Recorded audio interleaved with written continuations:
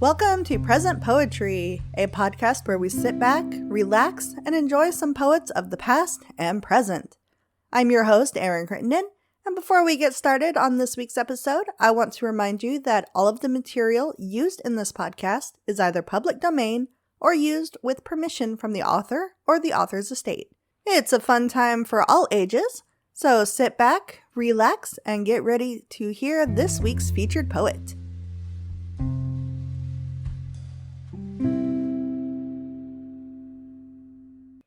This week's featured poet is Shannon Hensley. Shannon Hensley lives outside of Cleveland, Ohio, where she homeschools her 2 children. Since she was young, she has loved running off into the woods to write stories and poems, look for spaceships, and dance in fairy rings. Her work can be found at coffeehousewriters.com, and we are reading a few of her poems that she submitted to us through the forum at presentpoetry.com.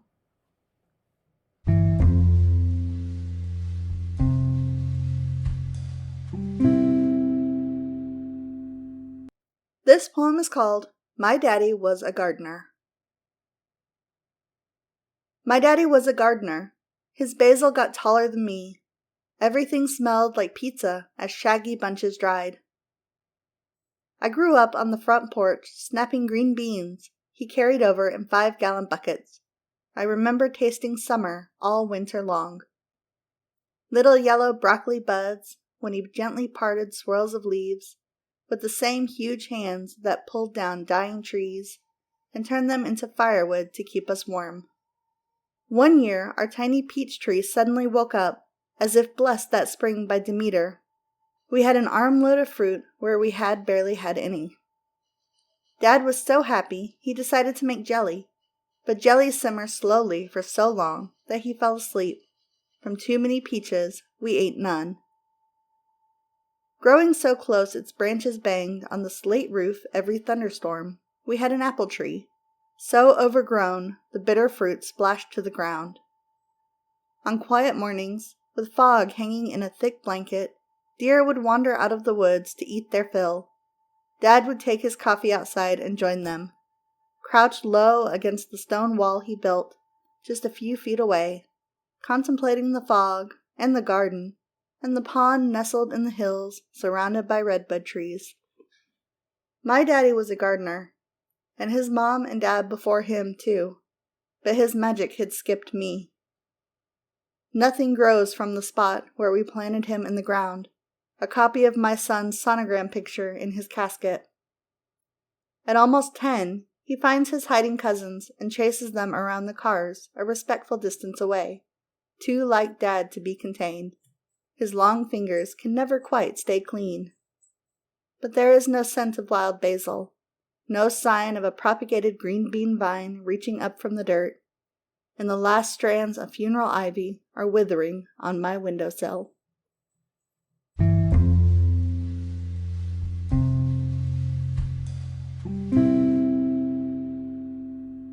This poem is called Eowyn, Queen of Earth.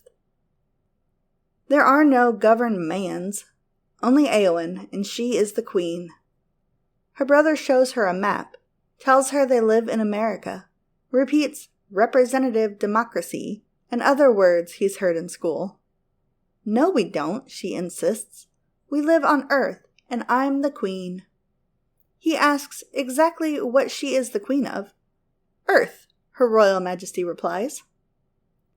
She'll be 4 next month, and she'll take one of everything for her birthday. She argues with dinosaur chicken nuggets, and she's right. When you can't see the horns, it does look more like a Centrosaurus than a Triceratops.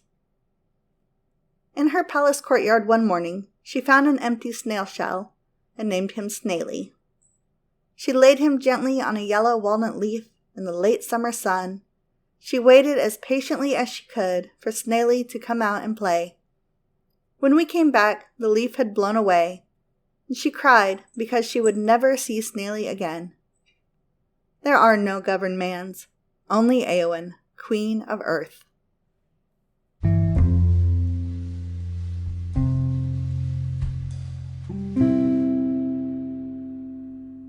This poem is called Eclipse.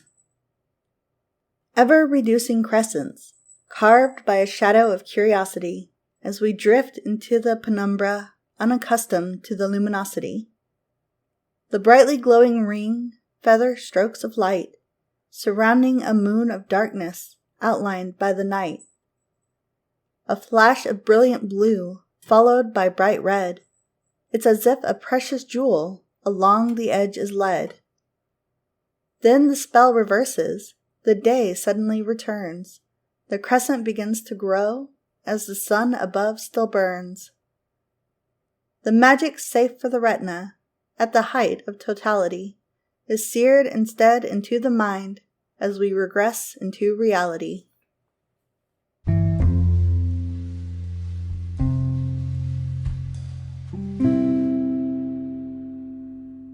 This poem is called Stargazing Night. Stargazing night, when I will try to hold the cosmos in my eyes, as I lay stretched out on the lawn, gazing up until glowing dawn, daydreaming of soaring so high. I watch the blazing comets fly, planets wander through the sky. There is no sleep to be found on stargazing night. I know the physics that apply to all the lights as they zoom by, and I savor every photon before their time has come and gone, dancing through the magic of my stargazing night.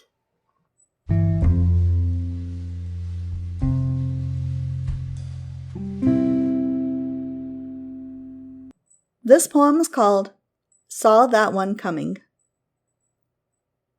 I saw the heartbreak coming from a mile away, starting with the breathless wow of that long-desired first kiss. Our time was ticking down, finite. It was scarcely a matter of months, weeks, no more than a handful of nights, in the span of a whole lifetime. Fate let me spend asleep in your arms. Not the normal kind of trouble that comes with broad shoulders in a leather jacket, but a tectonic revolution. When you gathered me up and whispered, "Do you feel like you're in good hands?" The sonority of my seismic yes rang through, its truth reverberating across the granite walls of my heart until they shattered, unseen in the dark. With my fault lines deceptively entrenched in their familiar courses, I go on, for years, my continents actually adrift, trying to balance atop the broken shards. Thank you for listening to this week's episode of the Present Poetry Podcast. If you enjoyed the show, feel free to like us, leave a review, or share us on social media. If you are a poet or you know someone who is, we would love to hear from you. You can reach out to us or submit your work through our website, which is www.present-poetry.com. Again, that is www.present-poetry.com. We can't wait to hear from you.